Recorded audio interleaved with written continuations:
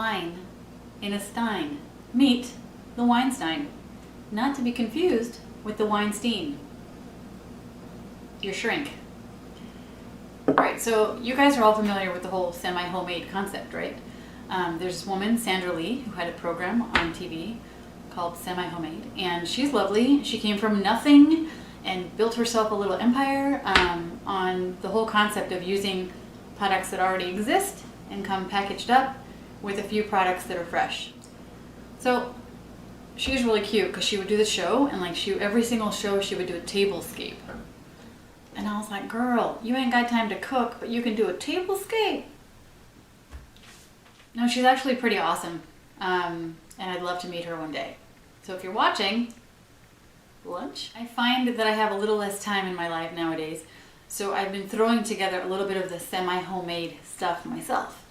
And what I love about doing semi-homemade now is that in the old days, all the stuff that came prepared, or a lot of the products that were available widely, that came already prepared in jars and cans and such, were kind of crappy, full of sodium and artificial ingredients and preservatives and stuff like that. But that's no longer the case.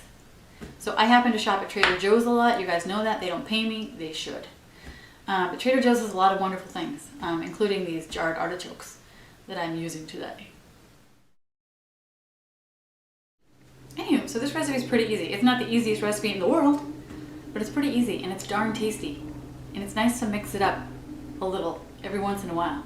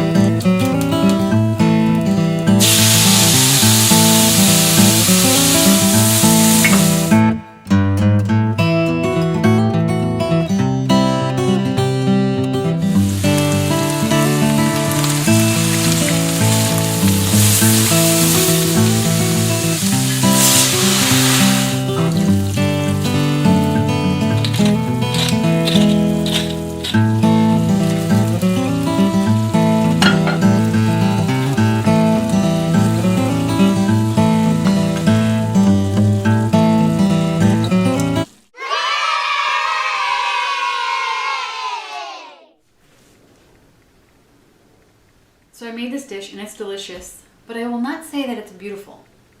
So I think it needs a touch of something, a little zing, visually and also flavor-wise. So I got out my handy dandy, extremely dangerous microplane tool and my lemon. And I'm just gonna put a little bit on here. It's very precarious.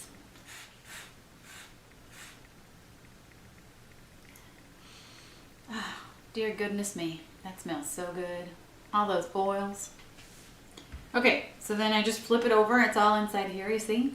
Flip it over, give it a whack.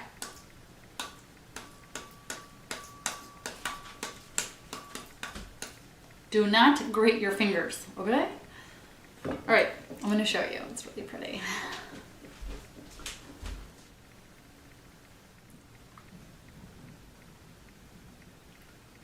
A little bit of artichoke, a little bit of chicken, a little bit of lemon peel, or rind as some may call it.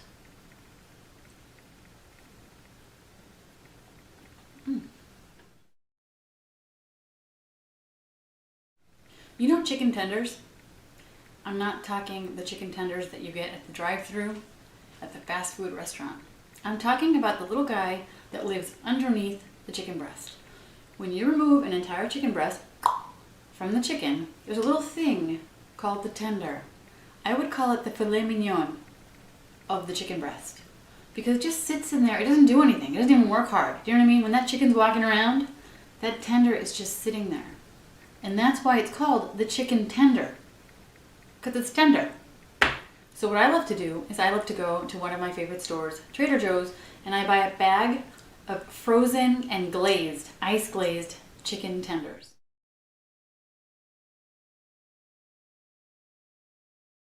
Because there's nothing worse than freezer burned anything. Actually, there's a lot worse. There's a million things that are worse than that, but it's pretty bad. Anyhow, what I love about these chicken tenders is that I take them out of the freezer, I throw them in some water, and about 20 to 30 minutes after changing the water a couple of times, they're totally defrosted, so I can do whatever I want with them.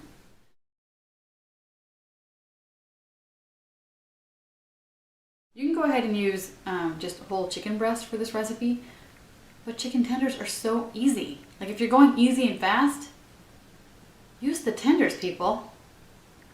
Don't hate the tender. Don't stop.